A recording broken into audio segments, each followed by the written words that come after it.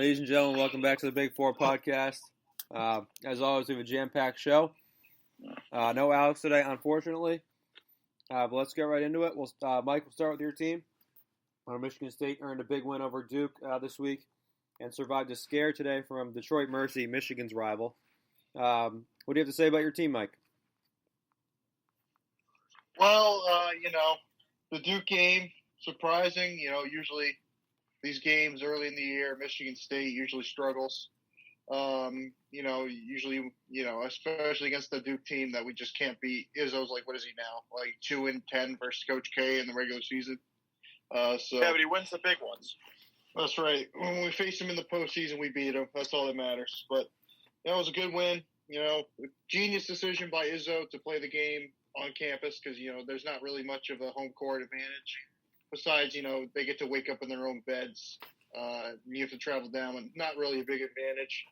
And now we get to schedule them at home, and whenever they honor that, probably in like 2090 when Coach K dies, that'll be when they decide to actually come back and play us in East Lansing. But it's a good win. Really saw an emergence from Rocket Watts, and Chris said he sucks. Well, what did he have, like 20 points against Duke? He had 23 against Detroit Mercy. Wow. He's really coming on at the right time. He's going to be our best player. I think he is right now. Langford didn't play against Detroit Mercy. I think it really shows. We had the freshman A.J. Hoggard in the game late, and he's got a bright future, but he made a lot of mistakes, especially early on in the second half. He forced a couple charges. He didn't really play particularly well. But you got to give credit to Antoine Davis. He must be the luckiest player in the country because his dad's the coach and he's just allowed to throw up any shot he wants to.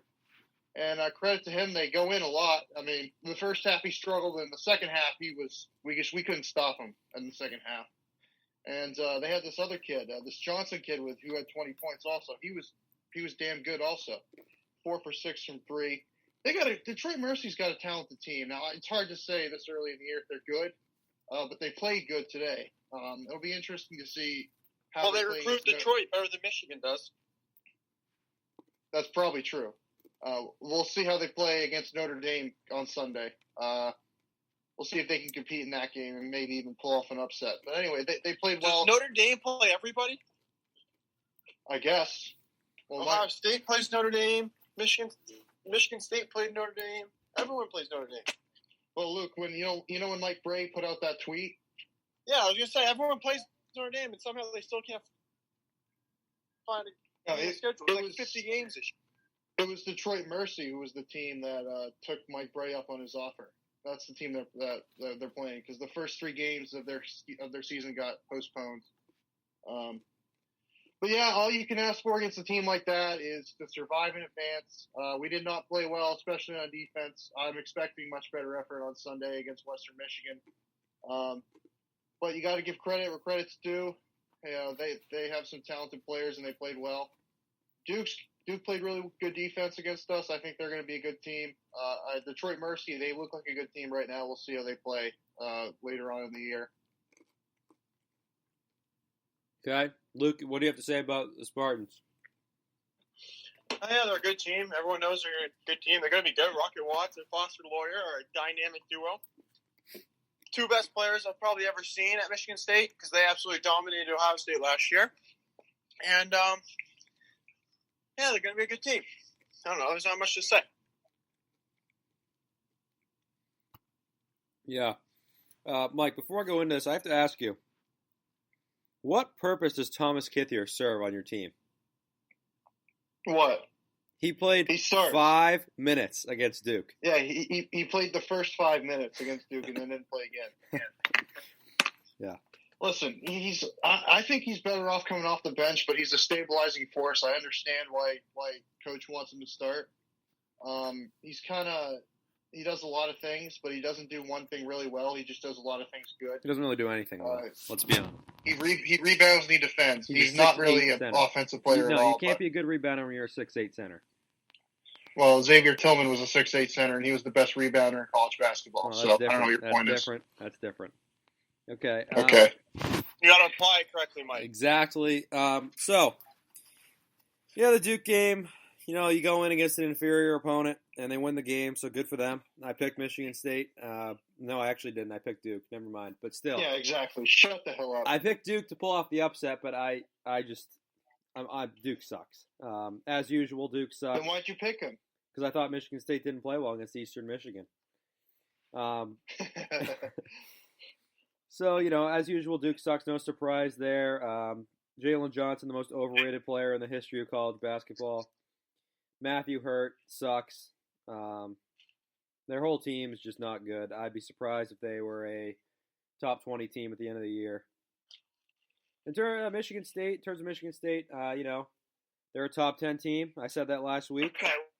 Well, them just having the name Duke is going to give them a top 10 team at the end of the year. Nope. Just because Jay Billis will forge 100,000 ballots just to get them on there. In terms of Michigan State, they play very good defense. Nice game for Rocket Watts. He's a pretty good player. About time he started. Maybe Tom Izzo was able to... Chris, you said he sucked. I didn't say he sucked. I didn't say he sucked. I said he's overrated because he couldn't even start. But now he starts. Yeah, well, he's starting now, and he's averaging 22 points a game when he starts. Okay, well, he's starting now, so that's good for him. He's the third best player. He's the third best player in the Big Ten right now. No, I disagree with that. I think Henry's the better player overall. But anyways, maybe Henry's a great player. He was okay against Duke. He forced some stuff in the first half, and Hauser. I'd like to see them get Joey Hauser a few more shots. They're very efficient. Good rebounder. Wasn't great in the first half, but again, Michigan State showed up in the second half. He's very steady. He's steady. He is steady. I would like to see him get more shots. And then a surprise off the bench, Julius Marble, a good game from him. I'm not sure how much of that they're going to get every game, but that was good. He's playing more and more. He might be the starter by the end of the year. They needed that. Be the starting center by they the needed end of the that force in that game. He helped them turn it around there in the first half. How about your guy Gabe Brown in this game? I'm going to talk about this game. I'm getting to that. So Detroit Mercy, they're not as bad as a lot of these mid-major teams, as Mike said, but this is still not exact. I mean, I can't really say anything with what my team did against Oakland this week, but this isn't, Michigan State obviously didn't play their best game. Antoine Davis is a pretty good player. Obviously, you got Brad Calipari off the bench. One of the best. He played like 2 minutes. Yeah, actually, he played 8 minutes. One of the best players in the country, Brad Calipari. I can't believe Coach Cal let him get away. But yeah, That just shows how shitty of a coach Calipari is. He can't even keep his son. Exact. That's late news. I've said that like 30 times. Another good game from Watts, but I don't really take anything out of this. Is Detroit Mercy, and as Mike criticizes Eli Brooks for performing well against bad teams, and then his guy Gabe Brown has a good game, and all of a sudden he's the greatest player of all time because he had a good game against the bad When have team. I ever criticized Eli Brooks for playing good against bad teams? Early. I said he shoots 100% in Atlantis. Okay, it's fine. Yeah, but this is an early season game, so therefore it doesn't count. So is it in Atlantis? No, this game doesn't count. Okay, your point's invalidated. No. I'm just gonna take this game and I'm gonna say it doesn't count because that's what you do. So this game doesn't count for Gabe Brown. His stats are void in this game because that's what you do for Eli Brooks. So his stats are void. Well, I'll take him over Eli Brooks any day. Gabe Brown does a lot more. Again, Hauser only gets 6 shots. He's got to get more shots. That's going to be what I'm looking for going forward. Michigan State. Hauser struggled today. Hauser did not have his best game. He didn't rebound very well. We gave up way too many offensive rebounds to a smaller team. We got outworked. Hauser hit a 3. That was good to see. But they doubled the post. He really couldn't get going there. It was a tough game. They played some good defense, Detroit Mercy. They played decent defense. And I think Izzo, my last point. Okay, Michigan State is a good team. They're a top 10 team. My last point is, I think Izzo would have gotten absolutely killed by the media if they lost this game by looking at how many guys he played in this game. Are you kidding me? That's his calling card. He's been doing that for 25 years. They played 12 guys. He would have gotten killed by the media. That's ridiculous. That's his excuse. That has been Izzo's excuse for 25 years for losing these games early in the year.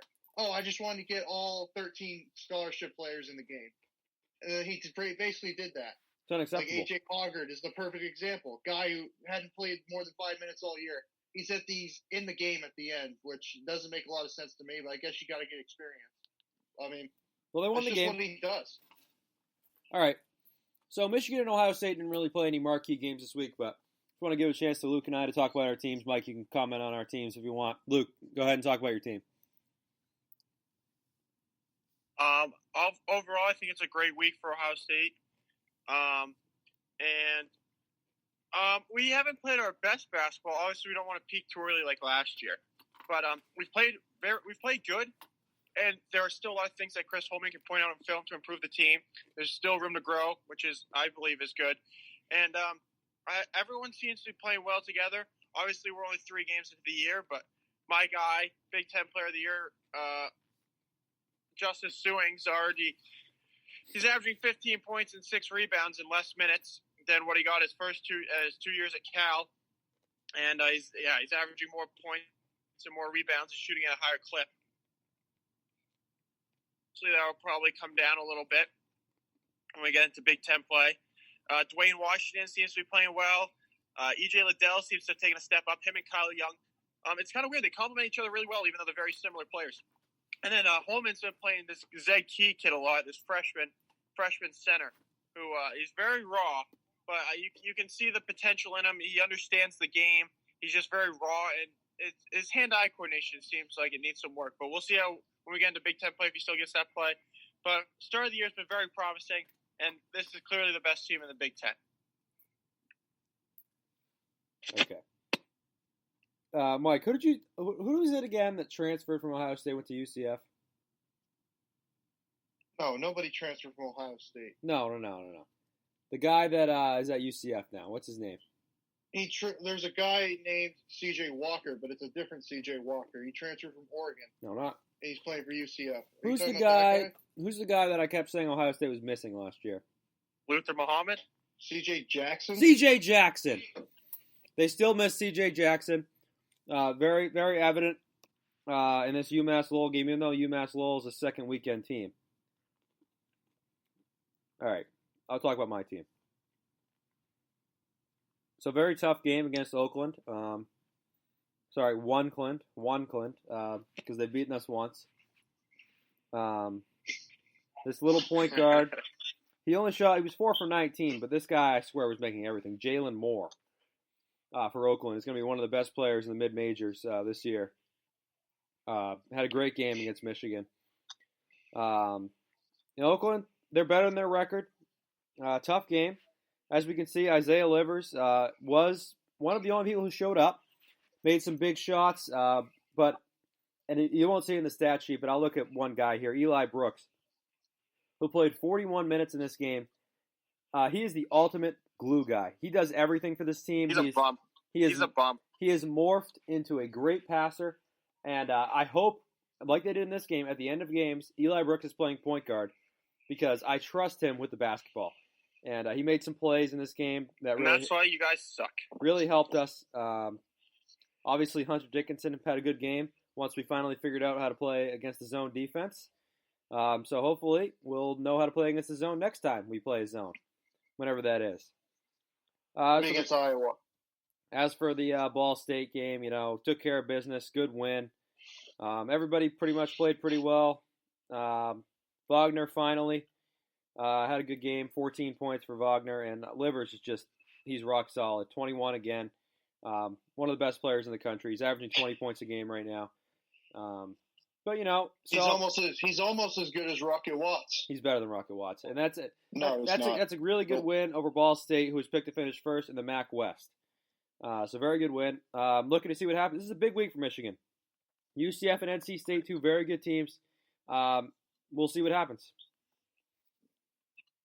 Mike, you have anything to say about either of these teams? Well, Ohio State, they're a very good team. I think their rankings, what are they, 23rd? I think that's kind of where they are as a team right now. Without Seth Towns, once they get Seth Towns, they'll probably be a top 15 team. I like where they are. They haven't been shooting the ball really well, but you don't want to be shooting the ball well early because that means you're peaking, like Luke said. So you want to shoot the ball poorly. Michigan State's doing that. Michigan, they're shooting okay. Kind of, they are, they're doing all right. For Michigan, the concerning part about the Oakland game was, I think Chris would concede this. Oakland's not on the same level as Detroit Mercy. Probably not. No. But here's the thing. The thing that should concern Michigan fans is, you didn't show up against Oakland. A lot of teams don't show up against mid-major teams they're supposed to beat. But I think the big problem that Michigan had was it took them 55 minutes to figure out a zone defense. Exactly. Yeah. And that's poor coaching. That's what it is. It's poor coaching. Detroit or Oakland, they weren't even running offense. Correct. They weren't even running offense. They were just chucking up shots. What? And Ball State was picked to finish 5th in the MAC. Yes, but there's divisions in the MAC, and they're picked to finish first in the MAC West. But the divisions don't mean anything. Yeah, they do. The two winners of the divisions meet in the MAC championship. Oh my God! Give me you're a telling break. me that you're telling me they don't have a MAC tournament. Is that what you're telling me? Nope. Definitely not. Okay. Anyways, Michigan, it's fine that they don't show up. A little disappointing result taking them to overtime, but they figured it out. So it goes down as a win. You're not going to be, penalized for a close win. You'll be penalized for a loss, but you won't be penalized for a close win. We'll see how Michigan plays against NC State. We'll see how they play against UCF. I think NC State's a better team than UCF. So we'll see how they play in those games. All right. Let's move on. A couple nights ago, big game between two of the best teams in the country. Baylor, Illinois, was a great game for about 30 minutes, and then Baylor began to pull away at the end, and they were able to get the job done against Illinois. What do you guys have to say about this game?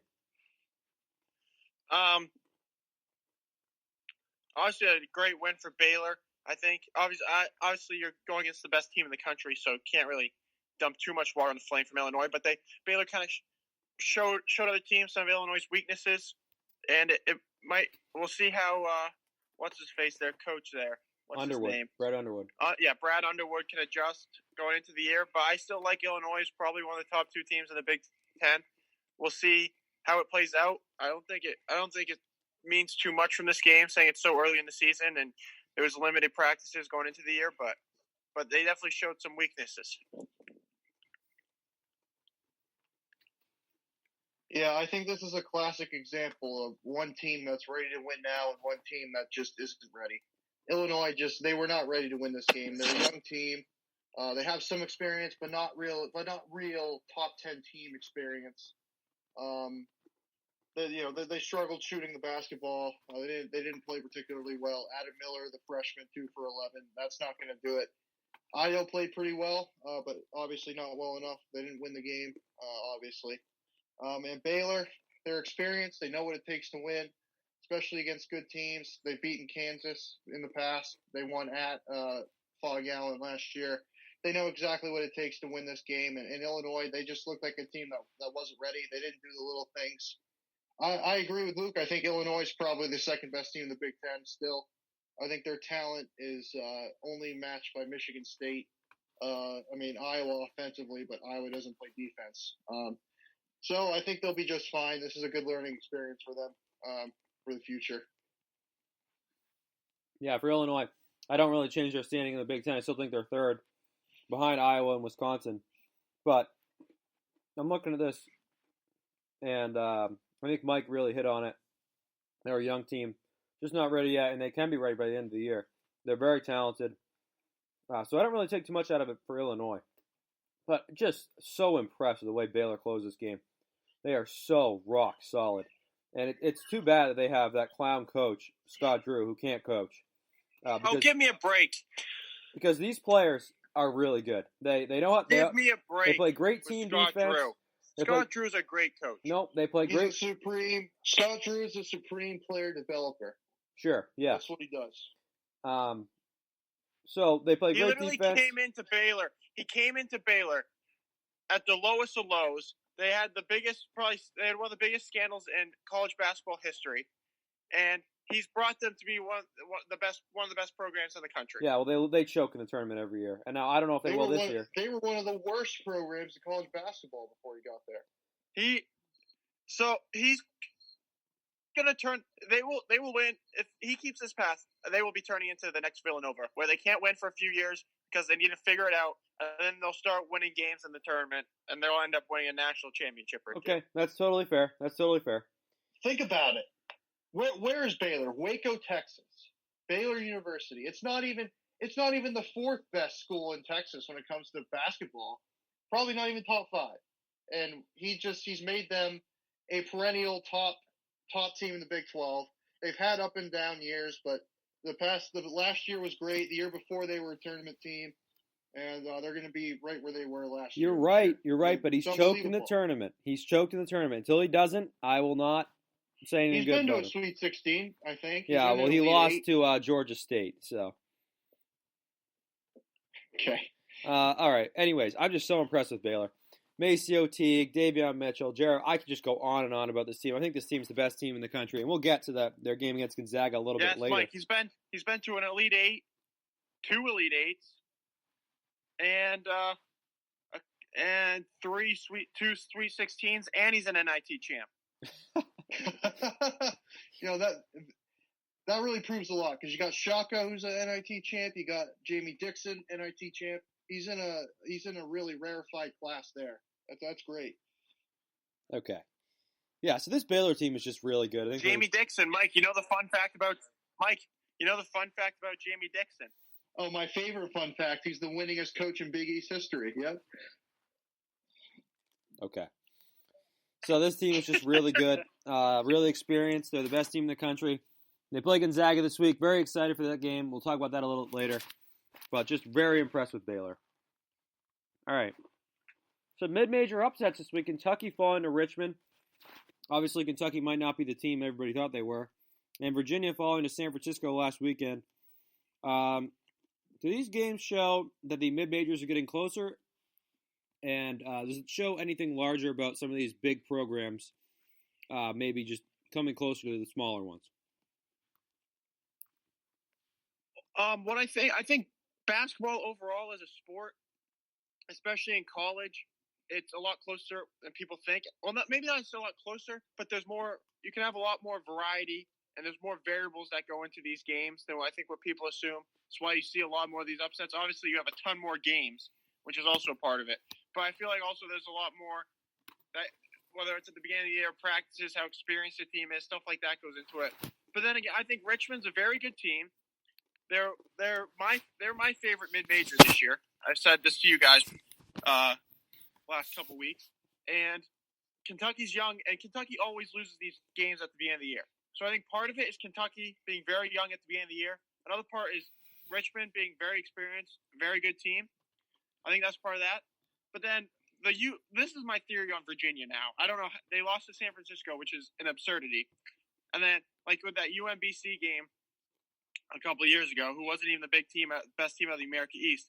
My theory with Virginia is the way they play basketball leaves them, while it wins them a ton of games against a ton of very good teams, it leaves them vulnerable to games like these against some teams, smaller schools that aren't very good, because they don't score a ton of points. They never score a ton of points no matter who they're going up against. Even if they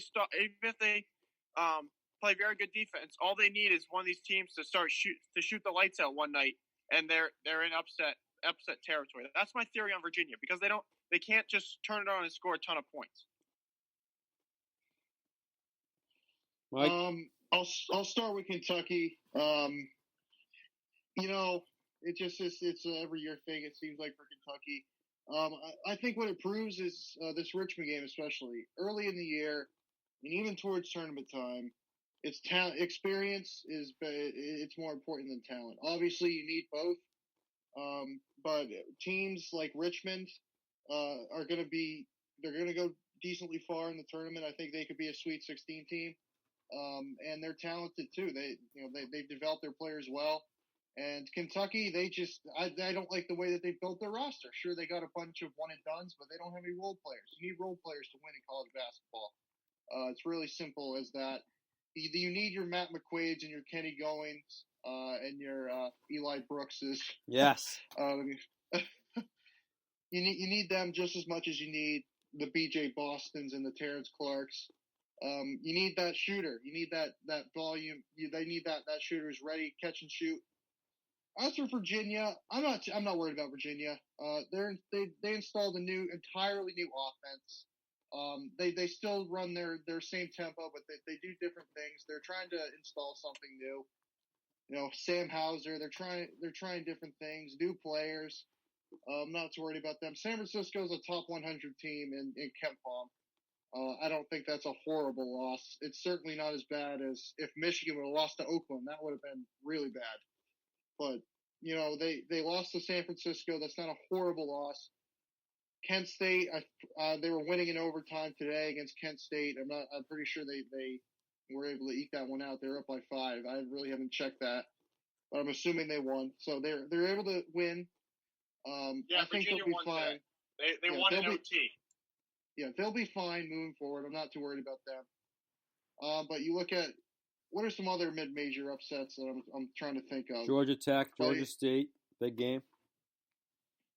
Yeah, that game is weird. I don't know what the hell's going on with Georgia Tech. I don't know. It doesn't make a lot of sense. Maybe like San Diego State over UCLA. I mean, I don't know if that's much of an upset because San Diego State returns a lot besides Malachi Flynn. And I mean, it's just the main theme is early in the year when these bigger teams get upset is they have a lot of talent, but the teams they lose to have a lot of experience. That just seems to be the common theme between all of them. Yes, because that's when mid-majors are generally good, is the mid-majors that have a ton of experience. Because they've played together for a while, they develop the players. Yep. And then they'll fall off in a year or two. Because either the coach gets hired away or they lose their good players. People get obsessed with freshmen. The truth is, only the transcendental great freshmen, maybe like 1 or 2 per class, can really be that real impact player. You have to have juniors, even sophomores. The jump between freshman and sophomore year can be big, but you can't have a team full of freshmen and win. You just can't do it. And just can't do it. The teams that can do it are once in a 10-year type teams. Yeah, I think you guys hit it on the head, especially with the freshman thing. I've been on that for a while. Kentucky sucks. Cal's a horrible coach with the way he runs his program. Okay. He's a horrible coach. And again, Luke is right. Richmond's a solid team. Kentucky does lose these games early in the season. And I think Luke's right about Virginia as well. The way they play, they're open to upsets because they don't score a lot of points. But something I do want to hit on, and it relates to Kentucky, are these blue bloods this year. And we see Kentucky. I think they're gonna have a hard time staying in the top 25 throughout the year because they can't shoot. They have no shooters on their team. I feel like that's always Kentucky's problem is they can never recruit shooters like that Eric Bledsoe, John Wall team. None of them could shoot. That went undefeated and lost to Wisconsin or whatever it was. Yeah. I think Kansas, I don't think Kansas is very talented. I don't know how much you can win with Marcus Garrett as your best player. He's good, though. So that's concerning for me. Duke, I don't know about Duke. They seem to have a hard time shooting the basketball. They're fine. Matthew Hurt is not good. Jalen Johnson, we saw what happened when he played a real defense. No. Come on. Duke's got the experience. They've got a couple, Wendell Moore's experience, sophomore. Matthew Hurt, sophomore. What are the other kid they have? Hey, just stop hyping up the team you played. We all know Duke sucks. They've got shooters. No, they've got shooters. They've got potential to be good. No. I'm not worried about Duke. I think the best team of the Blue Bloods, in my opinion, is North Carolina, and I'm still not sure because of what happened last year. I'm not sold. What happened last year? They got a lot of freshmen. I don't know. I think the Blue Bloods. I'm telling you, these programs like Baylor and Gonzaga and even Villanova that aren't considered Blue Bloods, and they're up in the rankings. They are much better than these Blue Blood teams this year. So I think that's a storyline. All right. Well, I feel like we say that every year. No, because we have teams losing to Stephen F. Austin. No, this year's different. No. Okay. Who's the best team in the Big Ten? I have a top 3 right now. Like, if you told me to go get all my money out of my bank account and put it on one team to win the Big Ten, I give you three teams. The three teams I consider. One would be Illinois. I think they probably have the most talent in the Big Ten, and they have a very good coach. We'll see if they can develop it and turn it into a magical season here. The second one would be Maryland. I think they're pretty underrated right now, and they've played very well to start this year. Obviously, they lost a couple of big pieces last year, but I think they're very underrated. I think they can do a lot of damage in the Big Ten this year. Was that a joke? And nope, not a joke. Maryland's my sleeper team. To win the conference? Yeah, best team in the Big Ten. Who's the third team? And my third team would be Michigan State. Okay. Oh, so this is right. I'm assuming this is regular season. I'm doing regular season. Of course, people talk about the top four teams in the Big Ten. I also believe in the top four teams. But I think Michigan State right now they've kind of put themselves at number one at the top. Yes, they had a letdown game against Detroit Mercy, but it happens a lot. It's Detroit Mercy is a talented mid-major team. You're not ready to play. That happens. I think they've shown they're number one. I think Michigan State's got the highest ceiling of any team in the Big Ten. I think Illinois is a close second. And then Wisconsin, they're struggling with Marquette, but I still put them third. I put Iowa fourth. I think Michigan State right now is the best team in the Big Ten. And I think they've got the highest ceiling, and I think they're going to get better. And I think they're going to win the conference. Yeah, no bias there. So I guess I'll do regular season, even though it doesn't matter. All these top four teams are really close, and my top four rankings have not changed in terms of Iowa, Wisconsin. Oh, and Iowa sucks. Iowa's the worst team. They suck. They're not going to be what I say. My prediction: top four. They won't be in the top four. Didn't you say they weren't going to make the tournament? No. No, that's what you said. That's what you said. They'll make the tournament. No, that's what you said. They have a better chance to not make the Big Ten tournament than they do to not make the NCAA tournament. I think it was either top. They won't be in the. They won't get a double bye. Was my prediction. Yeah. Yeah. Okay. Well, I think the top four. Those are going to be the top four, in whatever order: Iowa, Wisconsin, Illinois, Michigan State. I think Iowa is the best team. But that said, if you had to tell me to put all my money on some team to win the Big Ten, my gut is telling me, even though they're struggling right now with Marquette, a rival, that Wisconsin is going to find a way very quietly to grind it out and somehow win this conference. So that's just my gut. I think Iowa's the best team. I think they're going to go the farthest in the tournament, but Wisconsin, watch out for Wisconsin. And they're number 4 right now, and they're still not really being talked about at all. All right. Pick a game from this week to talk about that we have not talked about yet. From this past week? Yeah. Just any game. How about BC getting absolutely destroyed by Florida? What a game. That's Chris's darling, BC. Them in Providence. Chris loves them. Oh, yeah. And, I love BC, yeah. Obviously, they just suck. Yep. They're your darling. Any of those Catholic schools, you love the Catholic schools. And it's just another embarrassment. It shows that the Catholic school. All right. Mike? Okay. Can I just talk about the Big Ten? Because this wasn't really a big standout game. I guess I could talk about my Texas Longhorns. All right, yeah, go for it. They're playing really well. Shaka, they're playing good defense. That was a good win against North Carolina. A very impressive win over Indiana. I was expecting Indiana to beat them. But hey, listen. When I predict something, it comes true. I predict Texas is going to win the Big 12. They're going to win the Big 12. It's as simple as that. They're a very good basketball team. They're a very experienced basketball team. They've got talent. Matt Coleman's good. They've got Jericho Sims underneath. They've got an elite head coach who grew his hair back. They're good. They got Andrew Jones. That automatically puts them in the top 2 because he's a cancer survivor, so everybody knows how that works. Luke would know.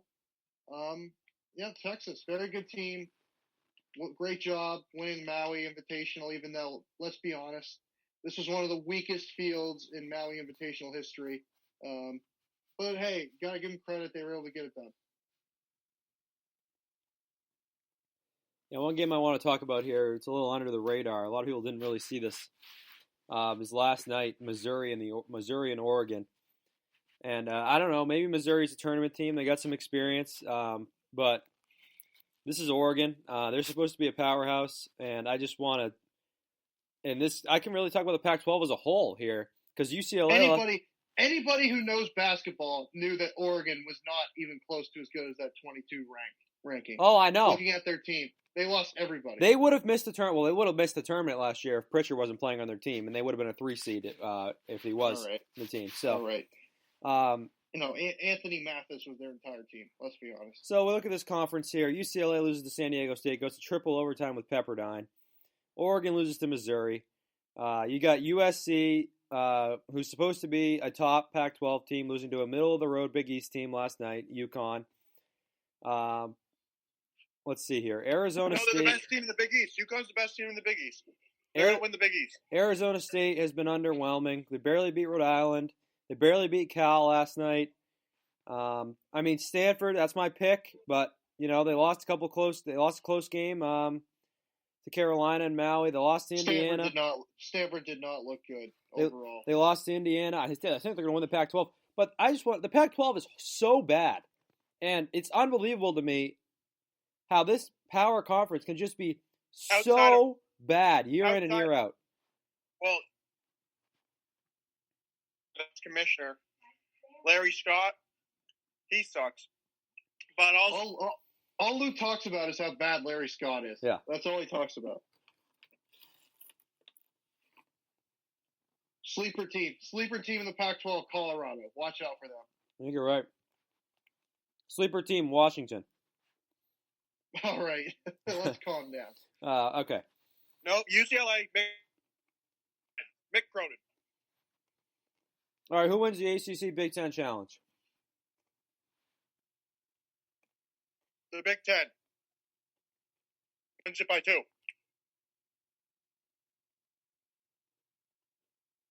So should I go through the games, or I'll just? Well, we're gonna pick all the games. Just tell me what the margin is.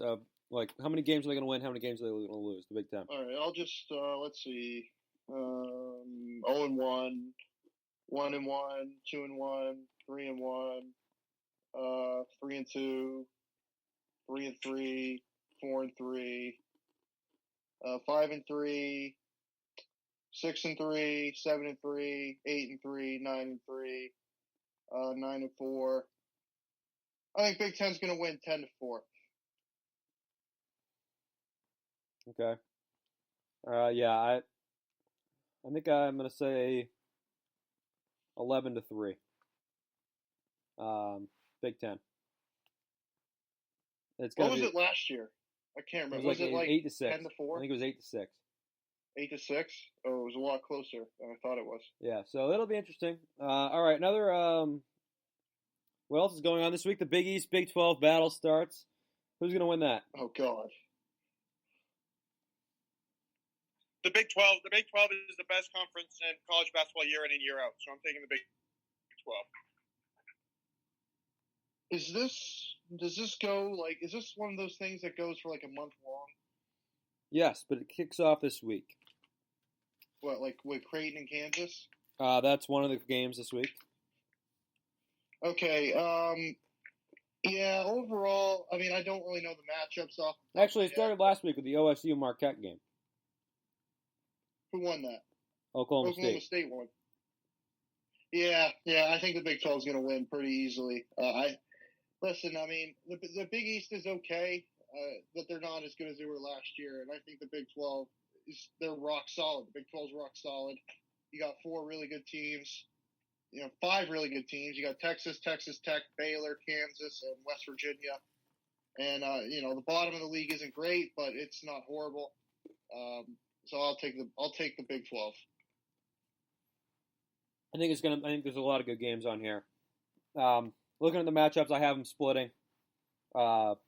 A lot of good matchups here, but on the other hand, there's a lot of matchups that the Big 12 is going to win easily, such as West Virginia and Georgetown. What a game that'll be.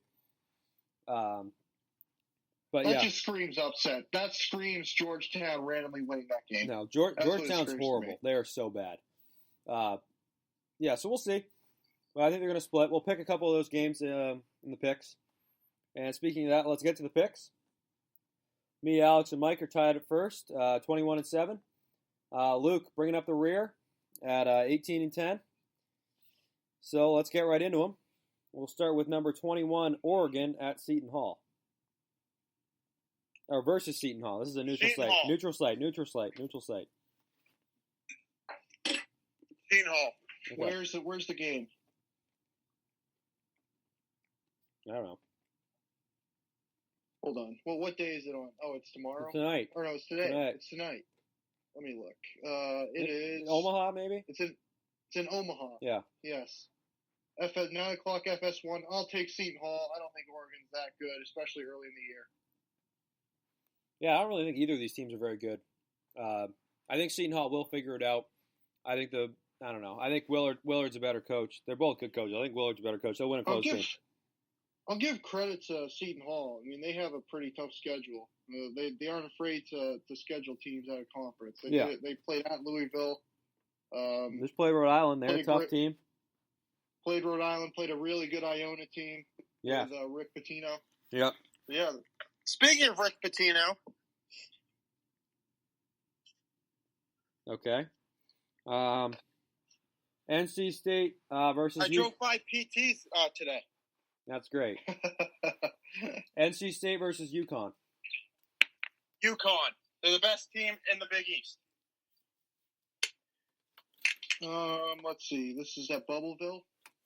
Yeah. And it seems like UConn's playing well at Bubbleville. With that being said, I think NC State's the better team. I'll take NC State. Yeah, I think that both these teams will make the tournament. Connecticut seems to be playing well right now. It was a good win last night. James Bouknight's one of the best players in the country. I'll take UConn. All right. Number 1, Gonzaga. Number 2, Baylor. You guys can preview this game a little bit if you want, but that's the pick. Well, obviously we saw Baylor close that game out against, who was it? Illinois. Illinois. They closed that out real well. I think they're a very well-coached team. But I think this is the first time Mark Few's really had legit talent at Gonzaga. They're really starting to recruit 5 stars now. Before it was they got guys they would try to develop. And they really, when I watched that game against on Thanksgiving against Kansas. I can't remember who they played. Kansas. They really scored the basketball. Kansas went into a zone for a couple possessions and they scored. They were man-to-man, they scored. Obviously, that's why it doesn't translate to the tournament real well, because scoring doesn't travel that much, as well as defense, obviously. Defense travels, as they say, even though the offense is the one who gets the traveling calls against them. I like Gonzaga in this game. I feel like this is a game they'll win. If they played in the NCAA tournament, I'd take Baylor. But this game, I'm going to take Gonzaga. I've thought about this game for a while. Very intriguing matchup, 1v2. And the number 2 team is actually 5-3 against the number 1 team in the last 8 matchups. So, you could say the number 2 team has the advantage. I like Baylor in this game. I like the way they played against Illinois. They really just suffocated them at the end. And Gonzaga, they played a lot of great teams. They're kind of due for a down game. I thought they'd lose to West Virginia, but I think they're going to win, or I think they're going to lose this time. I got Baylor to win. And it'll be close. It'll be a very, very interesting game. I think, it'll be like Gonzaga scoring in the 80s and 90s. I bet you it'll be in the 60s or 70s. It'll be at Baylor's pace. I think they'll win. Yeah, I think Mike's right. The pace of the game is going to determine the winner, and I think Baylor just is going to be able to slow this game down. They like the way they play defense. Gonzaga does not play great defense, and Baylor can score the ball a little bit. They got some good players on offense. Maceo Teague, Jared Butler, obviously. I think Baylor wins this game. Probably in the 60s or 70s, like Mike said. They match up well. Okay, next game. Big East, Big 12 battle game. Very intriguing matchup. Number 12, Villanova. Number 17, Texas. Texas, obviously, is the team that get in the big Asheville/Maui bump this year. Them and Indiana was another team that I thought played well. but I'm going to take Villanova in this game. I think Texas is down. I just don't trust Shaka Smart. Over the years he's been there, he's almost like Tom Herman. They always seem to get some momentum behind them, and they always have a letdown after. So I'm going to go with Villanova. I feel like I can trust Jay Wright. I don't trust Shaka Smart in Texas just yet.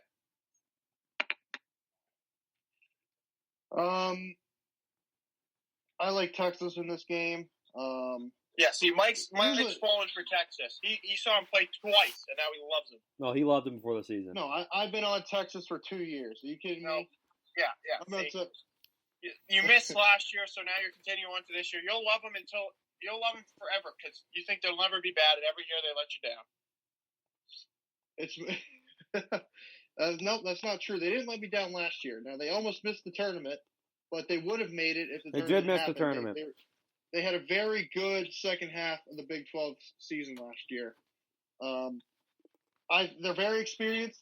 Villanova's very experienced too, but I'm not really liking what I'm seeing from Villanova early in the year. They've kind of been lackadaisical. They won that 2K Empire thing, or whatever the hell it's called, but they didn't play particularly well against BC. They played okay against Arizona State. I can't fault them to lose to Virginia Tech. Virginia Tech's a good team, but they haven't really looked great. Texas has looked very good. Here's what I don't get. Why don't they just play this Big 12 Big East Challenge on like 1 day or 2 days? Why do they have to stretch it out over like 6 weeks? Oh, I don't know. Thickens the plot. It's dumb. Thickens the plot. No, it's just dumb. Because if you have it all at one time, then people get excited. If you have it over a month, then it's like, oh, that thing's not over yet. I'm very excited. Anyway, I'm very excited to root for the Big Texas. East. How about the Big 12 plays already starting? Oklahoma plays TCU as well that day. Are we picking that game? No. Oh, come on. Okay, so yeah, this is a really interesting game. I like both these teams. I think they're both top 10 teams. Texas, I think, is the second best team in the Big 12. I think Mike was right about them. They got a lot of experience, despite their horrible coach. They're a good team. Oh, give me a break. Shaka's a top 10 coach in the country. You got Villanova. They were my preseason number one. They're very, very good. I think they'll end up winning the Big East. A lot of experience. Gillespie's a great player. They got Robinson Earl. They got great players. I think Jay Wright will win them the game at the end because I think both these teams are very experienced and very talented. I'll take the better coach, so I'll take Villanova. And I want to point out, now they lost that game to Virginia Tech, but I don't know if you guys saw that play. At the end of regulation, Villanova was down by 2 with 1 second left. And what happened? They were throwing an inbounds pass at the other end of the court. They're going to lob it to their end to try and get a miracle shot. And so their guy was running the baseline, and they brought over a guy to screen the person guarding the inbound, and he ran him over. And they called a foul, and they got 2 free throws to tie the game before the end of regulation. That is one of the most genius plays I've ever seen. Just a genius call by Jay Wright. Shows why he's the best coach in the country. I've never seen that before. You can have great X's and O's, but you got to have the Jimmies and Joes. I think they're very similar in that category, and I'm taking the better coach. So, like, if we compare this Villanova team to the Villanova team from a couple years ago, it's not even close. This team's obviously, good, but they're not nearly as good. As that team was the best team of the generation. Okay, then let's compare it to other Villanova teams that were 1 seeds and fell apart in the tournament. I still think those teams look better than this team. Well, this team is just really experienced. They got winners like in their team. Like the teams with Josh Hart, those teams that disappointed in the tournament. Those teams at least won a lot. That was before they got over the hump. They have the talent. They are very talented. They won the Big East. They won the regular season of the Big East last year, and they lost what? They lost 1 player, Sadiq Bey, and they got a couple transfers. You act like winning the Big East is like some great achievement. Like, it was. My left foot. It was last year. Even you admitted it was the second best conference last year. Northwestern would be top 3 in that conference. Okay, Let's be honest. Mike, even you admitted it was the second best conference last year. Did I? Yes, multiple times. BS. I don't believe. Oh, I'll pull the tapes. Pull the tapes because I don't believe I said that. Yeah, I'll pull the tapes. If I did say that, I would be, you'd find me with a gunshot wound in my head because there's no way I'd say that. All right. Not a chance. All right. Next game. UCF at Michigan. I'll take Michigan, even though I don't like them. Hold on, what is this, on Sunday? Ooh, BTN. What a game. BTN's really getting some good games this year. Yeah. Too bad they put them, they literally put them an hour in between each other so that I have to watch. You think they put like an hour and 15 minutes. You literally can't watch a complete game from start to finish because either they'll have to cut off the previous game or they'll have to miss the start of the next game. Here's what I don't understand is why would they not pan away from the Maryland game? Maryland is up 30 points with like 5 minutes to go. The game's over. There's no such thing as a Maryland fan anyway. Nobody cares. No Maryland fan cares. Well, there's that bald guy on ESPN. He's a big Maryland guy. Scott Van Pelt. That's it. That's the only Maryland fan in the history of fans. Let's be honest. And then by the time they turn to East Lansing, there's literally 14 minutes left in the first half. That's BS. Complete BS. I shouldn't be missing a quarter of the game, an eighth of the game. I was trying to watch the last 2 minutes of the Ohio State game, and then the stream comes back on, and they're like, "Welcome to the Chrysler Center here in Ann Arbor." I was like, "What?" Yeah, that's complete BS. That's what that is. Do you think they have control? They'd be like, "Oh, we can play this game," like Luke said, play a game at 5, and then play the next game at 7:15. Give them some extra time, because these games take longer than they have. It's always been a problem. College basketball games are getting longer, so you can't keep having these 2-hour windows. Well, I'm going to go on a little rant here. I was watching the Ohio State game. I think this was the UMass Lowell game, and I've never seen the officials go to the monitor. They went to the monitor every 2 minutes to look at something. I don't blame the officials because I know the NCAA and the conferences are telling them to do it, but they just need to cut down on these reviews. And there's so much incidental contact that they keep looking at. Like whether, I understand you don't want the hook and holds, but it's just, you got to cut down on the reviews. I don't want to watch them. It's not good. It's not good TV. Well, they need a timer on the reviews. They need something. If you can't figure it out in 30 seconds, then keep it as it stands on the floor. Yeah, I understand if someone takes an elbow. If I understand if someone takes an elbow to the face, or if there's something that looks like it's on purpose, you have to go and look at it. But for these incidental contact with someone driving to the rim and the defender comes up and whether they hit him in the stomach or they accidentally get him in the face or whatever, like, come on now. Like, we're playing basketball. We can't protect everything. No, I don't think any player. It's very rare that someone does something where there's violent intent to it. And let's be honest, if you don't put a timer on, the refs look at every single camera angle because. Because they don't want to get yelled at. If they don't get it right, the conferences in the NCAA are going to be like, "Oh, this is." They release the reviews for these games, and it's just, or they won't get a tournament game because of it because it goes against their review. It's ridiculous. Yeah, think about it. If they say they're reviewing a toe on the line for like a 3-pointer, and there's one camera view that shows that his foot's on the line, and they get that wrong. Imagine how much crap they're going to get. Just because they forgot to look at one camera angle. So they have to look at every single camera angle to make sure that it's right. And that takes a lot of time. But anyway, back to this game. I'll take Michigan to win. They're the better team. Yeah, I'm going to take Michigan. I think it's going to be very close, though. UCF just beat Auburn. So this is going to be a close game. Auburn's an absolute mess right now. They are, but it's still a power team. Well, no. Character counts. It's because Bruce Pearl and character counts. They can't go out and pay these guys, these recruits, to come to Auburn.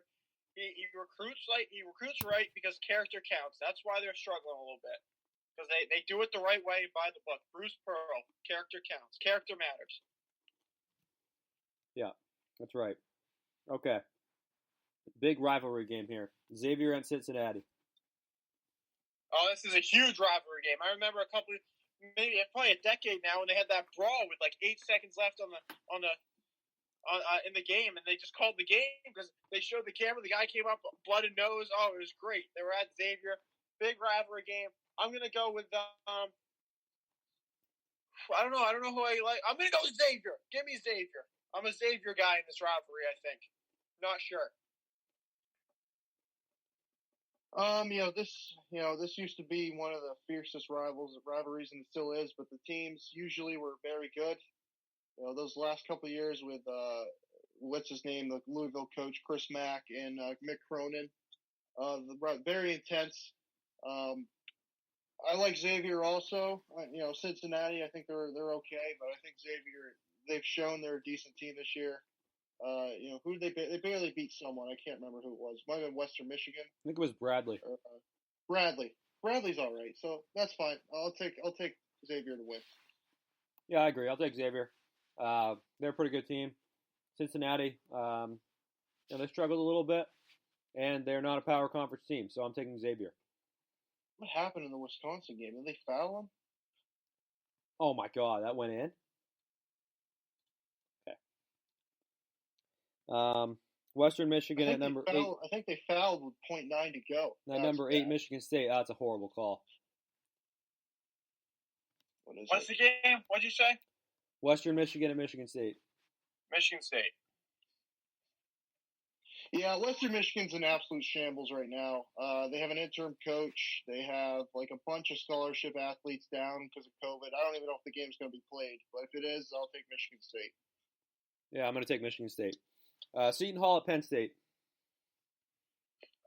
Seton Hall. Penn State's a joke. Even though they just had that big win, I still think they're a joke. Yeah, I think Penn State's one of those teams that it just wouldn't shock me if they're decent this year. Oh my God, he missed a free throw. Oh my God. DJ Carton. DJ Carton.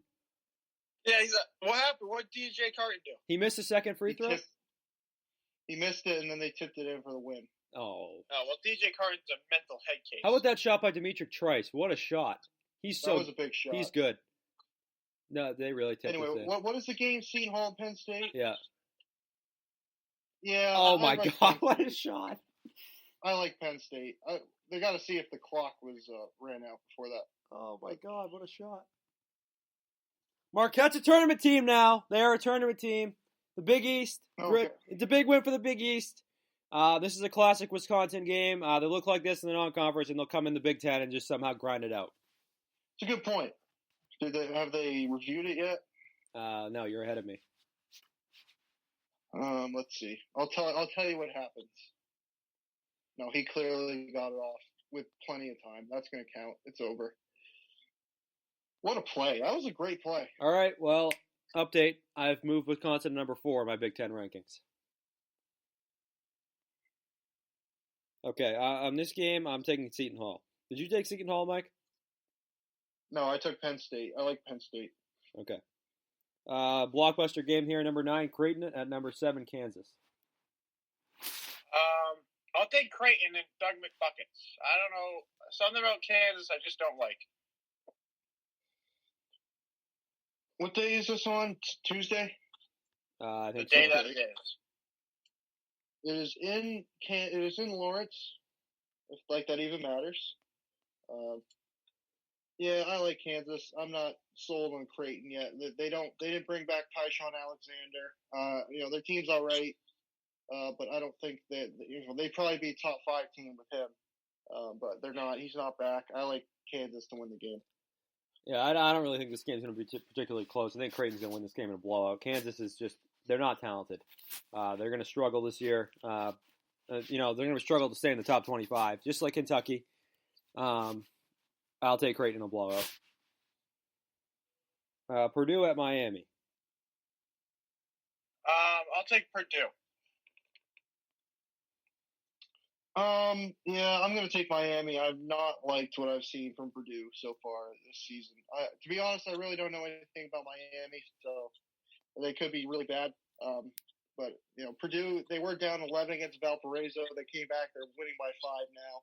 Yeah, but Valparaiso is usually a pretty good team. I don't know about this year, but they usually have a pretty good team. Well, they're 0-2 this year. But I'm switching my pick. I can't pick against Purdue. I'm taking Purdue. Okay. I will take Miami. They're supposed to be a fringe tournament team. Purdue sucks, so I'll take Miami. Boston College at Minnesota. Well, I'll take Minnesota. I'll take Minnesota in a blowout. Yeah, I'm going to take Minnesota to blowout as well. Okay. Oh, big game here. Number 14, North Carolina at number 3, Iowa. I'll take Iowa. Even though I don't like them, I'm taking them. Well, these are two teams that don't play defense. North Carolina hasn't played defense in about 5 years since they lost Joel Berry. I'll take Iowa in a blowout. Yeah, I'm gonna take Iowa in a blowout as well. They're elite, an elite team. Number 23. Except for defense, where they're below average. Mike, you say that? Mike, You talk about teams. Oh, to be able to win, you got to play good defense. Iowa can't play defense at all, and somehow you're in love with them. well, Mike, did you say they just started playing zone? They always play. They've always played zone under McCaffrey, and they're always bad at it. Well, no. See, here's the thing: when you play a zone, it takes away some of your deficiencies on defense. So I think they're gonna be able to overcome that. It really has in the past 5 years because they've used the zone every year and it doesn't work. And I think they have some good athletes on defense, like they usually don't. McCaffrey, Luka Garza, the dude can't move. I'm not talking about Luka Garza. Connor McCaffrey's a great athlete; he can defend. Wieskamp's a great athlete; he can defend. Okay, you're telling me Joe Wieskamp can defend? I love Joe Wieskamp. The one thing Joe Wieskamp can't do is defend. He's a freak athlete. Wieskamp. Joe Wieskamp. Yes, he is. Listen, okay, Iowa's winning this game. Number 23, Ohio State at Notre Dame. Ohio State, not even close, in a blowout. Ohio State, but it's close. Of course, Mike says that because his team played Notre Dame. Ohio State in a blowout. Penn State at number 16, Virginia Tech. Virginia Tech. Yeah, I'll also take the Hokies. Yeah, Virginia Tech. Number 5, Illinois at number 6, Duke. Illinois. I'll take Duke. Of course. I will take Illinois. They're much better than Duke. I think they're going to win very easily. Syracuse at number 24, Rutgers. Rutgers. I think Syracuse is really bad. I'll take Rutgers. I don't think Syracuse is that bad. I think they're going to end up making the tournament. I think they'll keep this game close, but I'll take Rutgers. North Carolina State at Michigan. Michigan. You know what? This is a really interesting game. Very intriguing. If there were fans, I'd take Michigan because of the fans. I think it's really a pick 'em, to be honest. These two teams are very similar.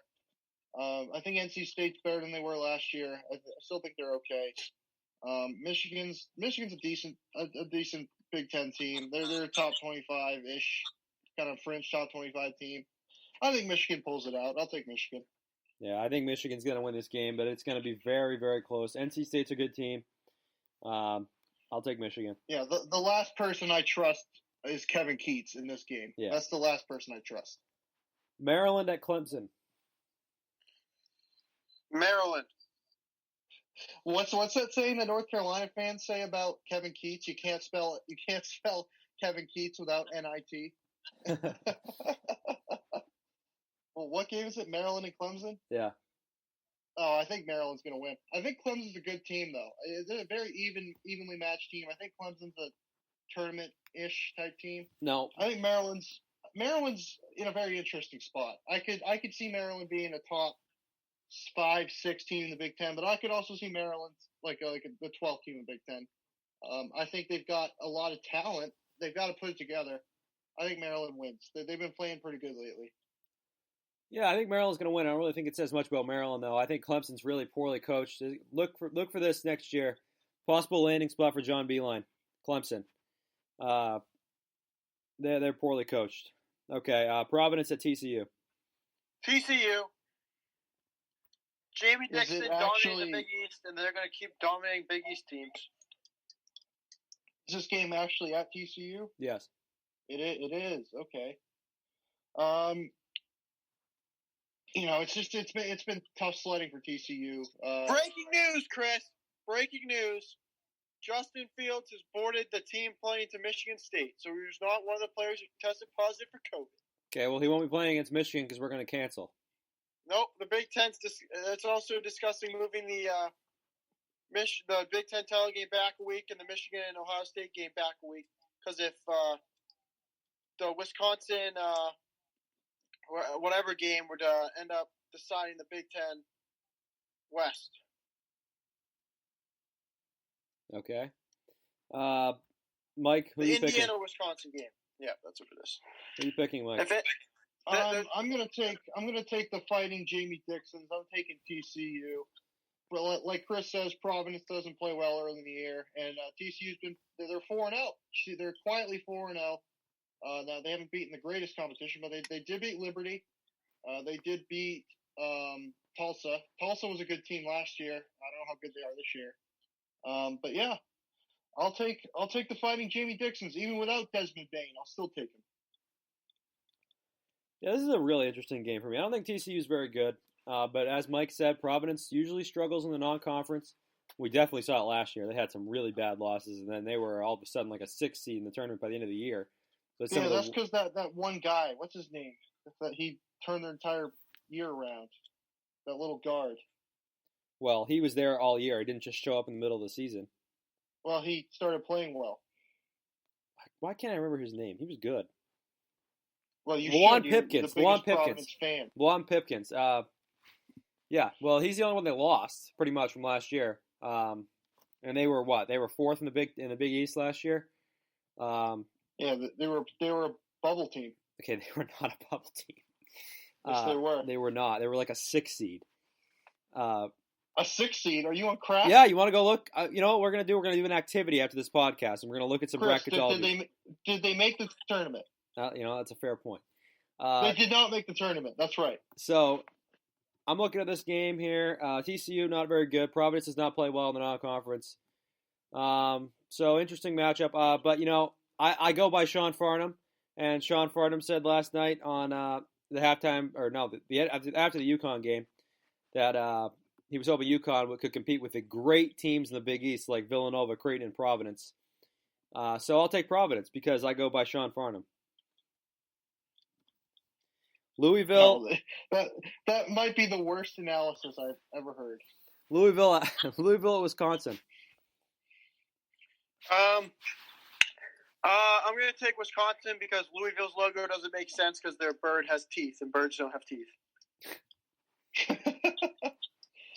I'll take. You wonder why I'm last in the picks.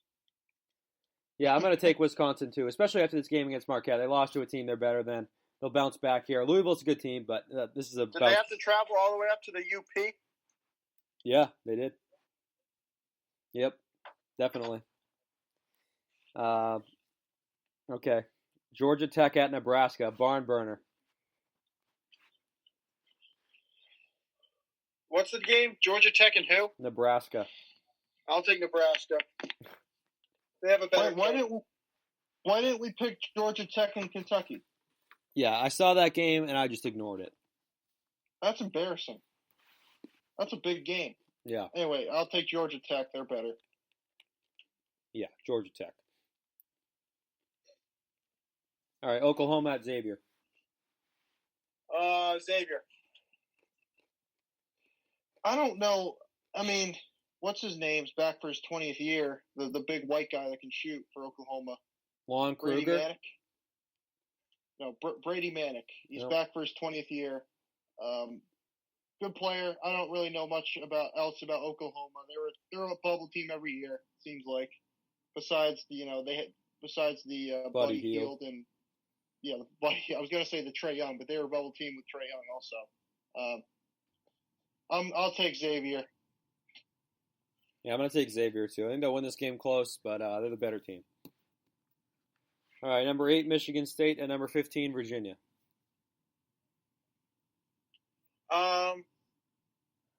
Virginia. I'll take Michigan State. I like the way we've been playing. I like the defense that we're playing. Virginia's struggled to score the ball. We've struggled to score the ball also, but I think we'll turn it on. I think Joey will win the battle of the Housers. I'll take Michigan State. Yeah, Michigan State's going to win the game because they're the better team. But Joey will definitely not be winning the battle of the Housers. That will definitely not be happening. Well, I hope so. His brother's 2 years older. I'd hope his brother would win it, but Joey's a better player. Yeah. All right. Although Joey did get smoked a couple of times on offense tonight, I will say. He was not great tonight on defense. which reflects his skin color. He'd be perfect for Iowa. Absolutely perfect. Indiana at number 22, Florida State. Indiana, big upset. Well, these two teams played last year. Indiana upset Florida State in Bloomington. They go down to Tallahassee this year, and I think Florida State gets their revenge. I'll take Florida State. This would be a very Indiana game to win in the non-conference. They love playing well in the non-conference and then doing nothing in conference play. But that said, I'm going to take Florida State because they're the better team. All right. Easily the best game of the ACC Big Ten Challenge. Pittsburgh at Northwestern. Pittsburgh. Nope, Northwestern. I'm taking Northwestern. I think Northwestern, they bring back basically the same core that they had last year. I think they're going to get incrementally better. By next year, I think they'll be a bubble team, and possibly the year after that, they might be a tournament team. But they're building something. Pittsburgh's just terrible. I'll take Northwestern. Yeah, there's no Pat Narduzzi effect here for Pittsburgh. They're not a good team at all. I'll take Northwestern. Who's the coach at Northwestern? Jeff Collins? Chris Collins? Chris Collins? It's the Chris Collins effect. That's a Heath right there. That's a Heath. Jeff, who is Jeff Collins? Oh, he's the Georgia Tech football coach. That's what I'm thinking of. All right. Last game, San Diego State at number 25, Arizona State. San Diego State. Yeah, I'll take experience over talent. I'll take San Diego State. Yeah, San Diego State's probably going to win the game, but I'm just not going to pick a mid-major over a power conference team, so I'll take Arizona State. The Mountain West isn't considered a mid-major conference, is it? Well, I consider it a mid-major because it's not a power conference. All right, then. Anything else to say? Michigan sucks. Yeah, I think the Big Ten is I think this is the best Big Ten we've ever had. Just sit back and enjoy. It hasn't been the greatest couple days. Illinois lost. Wisconsin lost tonight. But I think like usual, the Big Ten's just deep. Like it usually is. There is a couple years where it's not true, but in general, the Big Ten just always seems to be very deep. They might not have as many top teams as some other conferences, but they're always deep. This year, I think the Big Ten has a few top teams in the country. So I think this is one of the best years the Big Ten's ever had. There's no reason that there shouldn't be 4 top 10 teams in the Big Ten. No reason. That's true. I think except for the fact that they could beat up on each other. I know. That's what I'm thinking. But there's no reason for Wisconsin to be losing to teams like Marquette, with all due respect. That's a bad loss. I'm thinking. Well, the problem is they've had limited practices because of COVID. I don't care. Marquette just lost to Oklahoma State. That's a good team. Kate Cunningham. No, Luke, you said they sucked last week because they played at UT Arlington, so you can't take that back. Well, that's true. They're a sucky program. Doesn't mean they have a sucky team. Fair enough. Yeah, I mean, I don't know what the committee's going to do because I feel like the Big Ten is going to beat up on each other. I think Michigan State's the best team, but I think they'll win it. They could win it. Was it 14-6? I think the Big Ten, the committee's demonstrated they'll put those teams high. Wasn't it a few years ago Kansas had like 11 losses and was like a 1 seed because of how tough the Big 12 was? Yeah, I just hope they understand. Like last year, I think the Big Ten was even undervalued. Like we won the Big Ten and we were going to be a 3 seed, and Wisconsin was going to be a 5 seed. I know they didn't play great out of conference, and Maryland was going to be like a 3 seed also. I think the Big Ten could get a 1 seed, but I don't know if they will because Michigan. I think the winner's going to be 15-5 in conference. Like last year was 14-6. That's just the Big Ten's so deep. I think they're just as deep as they were last year, and they might be deeper. And the difference is they have a better top 4 than they did last year. So it's going to be interesting to see teams like Minnesota, like just true bubble teams. How does Minnesota? If they go 7-13 in conference, are they going to get a look? I don't know. I don't think Purdue's that good. Is like Maryland. I don't know. They go 8-12. Are they going to get a look from the committee? That's something I wonder about. Like, what is the limit of losses that you could have to make the tournament in a conference like the Big Ten? Would you agree that the top 14? Well, especially this year, you have less non-conference games. Yeah. you guys agree the best? I would say the best 4 teams in the Big Ten are better than any team in the Big Ten last year. All of them would be the best team in that last year's Big Ten. No, Yeah, I would say that. I don't agree with that. Maybe. I mean, Michigan State last year. At the end of last year, Michigan State was better than any team. No, that's not true. Yes, they were. No, they weren't. No, they're losing home games to Maryland at the end of last year. I don't want to hear it. No, that was in the middle of last year. No, that was the end. And they lost to Michigan late in the season last year. So. We won our last 5 games. That's what I'm talking about at the very end. 10 out of the 14 teams in the Big Ten improved from last year, I'd say. Even teams like Penn State, like Penn State definitely they're not as good as they were last year, but they still have a talented roster. They still have some good pieces. They don't have Pat Chambers. That might be an upgrade. Not having Pat Chambers, they might get even better. Well, yes, they can't see the court. He's standing on the sideline. He's below the court. That's a good point. Yeah, I mean Rutgers didn't get worse. You could say Maryland got worse. Maryland, Penn State got worse. Nebraska stayed the same. Which is, I mean, they couldn't go any worse. They're terrible. And Northwestern got a little better, and then everybody else kind of either stayed the same or got a little better. It seemed like I can't really think of a team that got worse. You say maybe Michigan State, but I think they're going to end up being just as good, if not better, than they were last year. It's just a really good conference. Yep. All right. I agree. Well, that's going to do it. We'll be back next week with some football and basketball. Big weekend of college sports, so tune into that. Thank you, everybody, for watching.